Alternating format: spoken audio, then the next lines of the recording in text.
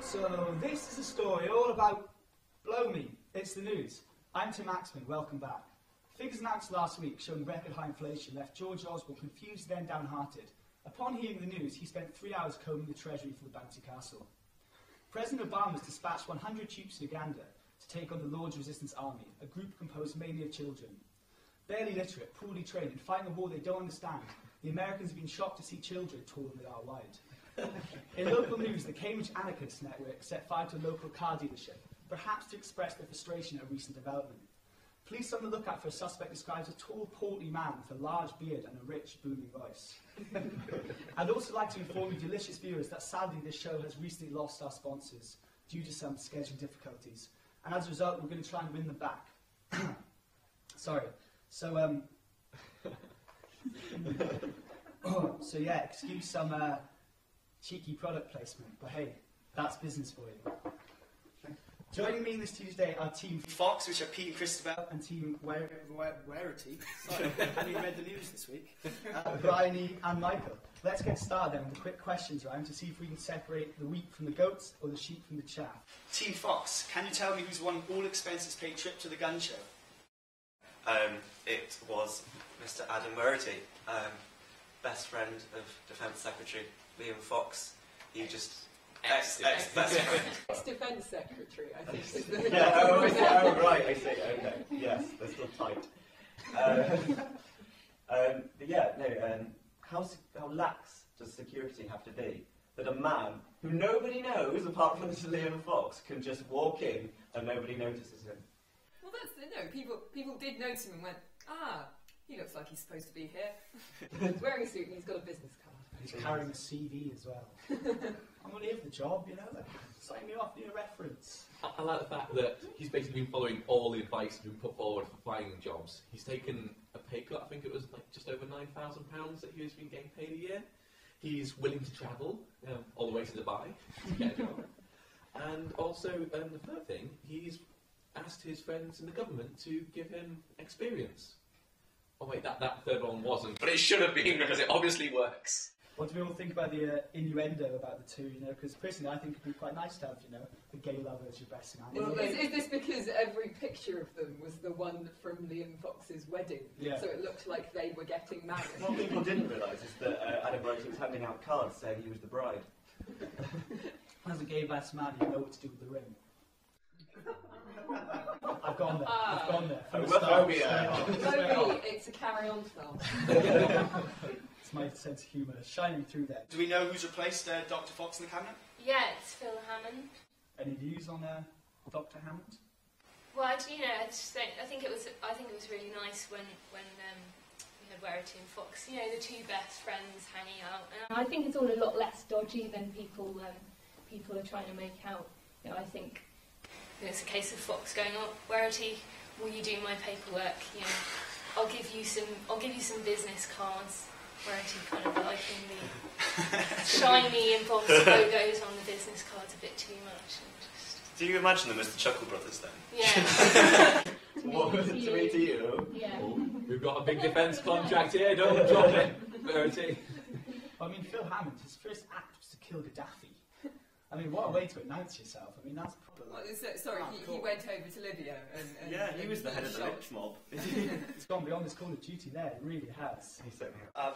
Yeah, but no, that is indeed correct. In spite of the ban on fox hunting, Defence Secretary Liam Fox has stepped down, having been hounded over his relationship with his best man, Adam Werity. Dr. Fox took his best man around the world. Prince Harry is rumoured to be massively jealous. All he got from William was a night with Pippa Middleton. Team Werity, can you tell me what London's most recent occupational hazard is? Well, this is Occupy LSX or the Steps of St Paul's, because that's definitely the stock exchange. They've been told to move on the camp because it's a health and safety hazard. I think it's the occupants of Dale Farm have just moved to St Paul's. They're having no luck this week. They just keep choosing the wrong locations. No, a friend of mine, a Facebook friend of his, as in a Facebook friend, not someone he actually likes, said that the police should be sent in to the steps of St Paul the same way they were sent into Dale Farm to like taser people and stuff, because they're both hippies of a sort.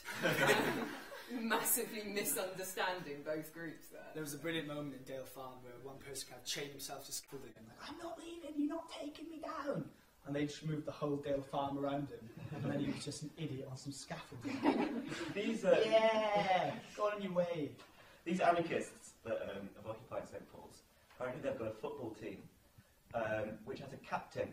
So this group that doesn't want any hierarchy in society has got someone who's better at football than the rest. Is it the anarchists though on the football team? I mean, I know a few anarchists and none of them are particularly sporty. I don't know. I don't also know if they follow the rules. You know, do they have a referee? That would be pointless. Do we know how the Daily Mail reported the whole occupation? With mixed feelings, because the Daily Mail hates any kind of health and safety rules, but they also love England and symbols of England. So when St Paul's cited health and safety, they were really in a bit of a tiz about how to report it. They just banged on about the Second World War for the article. That's an existential dilemma. People who don't even know what an existential dilemma is. They've got an obvious method of attack now, because apparently they've done some thermal imaging of the site at night.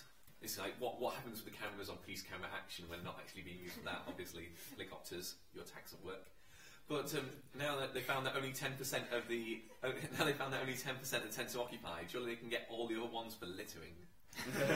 No, it's just because, you know, all the anarchists are playing football at night. They're never actually going to get them out though. Apparently they've got like a free open library and they're holding lectures there, and they've got like a fully functioning kitchen. That's what we've got here. Yeah. They set up a university yeah, now. pretty much. Or a house. Well, I don't know, we don't have a library in a house. Yeah, I mean, to get to the point where they've kind of achieved all of their goals, yes, we've single-handedly brought down the capitalist system. But we're going to stay here because we've just got the fully functioning hospital and That is indeed correct. People in major cities all over the world are protesting to profess their discontent with the financial system. These protests started with the Occupy Wall Street movement in New York. Many of the protesters donned Guy Fawkes masks, although you'd think that the people of New York would tend to distance themselves from religious extremists trying to take down a building. Finally, in local news, who has been deloitering? Sorry. Around Murray Edwards this week. Is it you, Tim?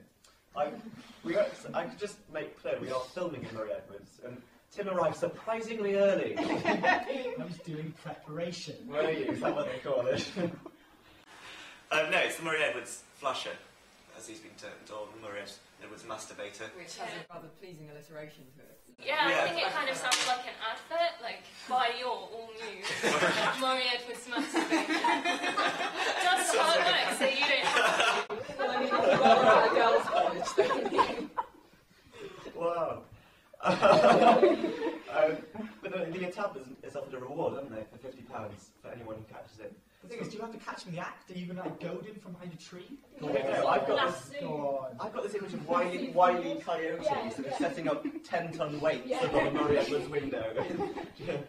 just snipping the rope when he's there, just having a little whatever he does. Apparently he was there for 2 hours. 2 hours behind some curtains. This woman had a curtains drawer, and then when she suddenly drew them back, he was there. So there was a lot of preparation. How did she know he was there for 2 hours? I don't know. Apparently there's some flashing lights beforehand, so if you're going to do something like that, obviously he was giving a bit of a clue. Maybe he just gets turned on by curtains. That's pretty presumptuous to assume he was wanking over you, okay? Pretty arrogant. Yeah, indeed. But what do you think about the fact that he's actually a copycat? This has happened before in the past. people in Cambridge have too much time on their hands. Oh, they got hands! Not the only thing. Do you think this man, do you think he looked back at the archive and said, oh, that guy who used to touch himself on women, that was a good idea, I'm going to do that again? Or did he kind of stop for 10 years and then went, you know what, I was a lot happier 10 years ago. What am I doing? Yeah, no, definitely, it's the same guy, isn't it? It's like all his other career options just failed. He's like, I'm just going to go back to what I was good at. Are you blaming the recession? That's why it's still on the increase. I'm not sure it's on the rise, but that was... Look, mate, if you're out there and you need a job, always hiring, always hiring. Yes, indeed. A man has been seen exposing himself to students at Murray Edwards. Police believe he's mimicking incidents from several years ago. describing the situation as a flash from the past. And at the end of that round, the winners are Team Fox, and you win my eternal gratitude. Your least balanced race is that bastard Ryan Bell got my child's eyes shiny in year 6. Last week saw a swap involving 1,027 Palestinian prisoners and one measly Israeli soldier. Still, it's hardly the message like them Howard's ever seen. Teams, do you have any real advice for some swaps in Cambridge? Yeah, word of advice would be find a toilet before you go. One simple piece of advice saves so many reputations. Is there a story behind that? It's just every single swap you hear about is just, oh, someone just weed all over the stairs, someone weed all over their dinner, someone weed all over the person next to them. And it's just like, have we not got to the age yet where we can sort of control this? Finest young man in the country. Yeah. They're going to fit them with nappies as they go in. Yeah, that might be an easier option. What are we thinking about drinks-wise? Do we take the St. Jude's Basics wine, or do we ramp it up a notch to about £4? One thing I've always found is vodka Red Bull doesn't actually give you wings. Yeah, it does win you minge though. I used to take port, but then the problem was I passed it left once and I never saw it again. Thanks to that, Team Fox win a romantic meal for 2 at Gardy's.